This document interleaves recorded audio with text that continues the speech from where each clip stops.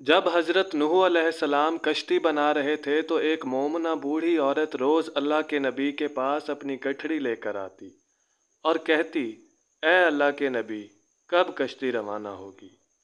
हज़रत नूह अलैहिस्सलाम फरमाते, अभी देर है। वो औरत शाम तक बैठी रहती और फिर उठकर चली जाती।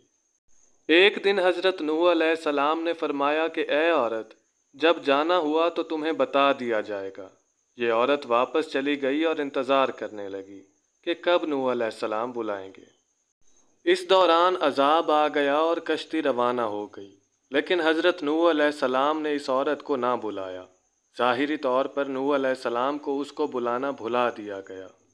जब तूफ़ान थमा तो एक दिन हज़रत नूह अलैहिस्सलाम के दिल में मोहब्बत उठी कि शहर को देखूं जहां से चला था। वहां आए और करीब जाकर देखा तो एक झोंपड़ी में दिया जल रहा था। हज़रत नूह अलैहिस्सलाम ये देखकर चौंक गए कि रूए ज़मीन पर कोई ऐसा घर भी है कि इतने अजीम तूफ़ान के बाद जिसमें चिराग जल रहा है।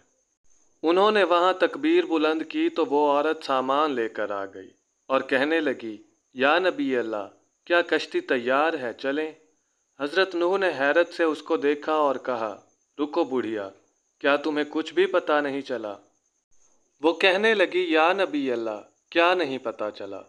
कहा, इतना बड़ा सैलाब आया, बारिश आई, तुम्हें कुछ भी पता नहीं चला। बुढ़िया कहने लगी, या नबी अल्लाह, बस एक दिन बादल गरजे थे और कुछ हल्की सी बारिश हुई थी। हज़रत नूह अलैहिस्सलाम हैरान होकर आसमान की तरफ देखने लगे और कहा, मेरे अल्लाह, ये क्या माजरा है।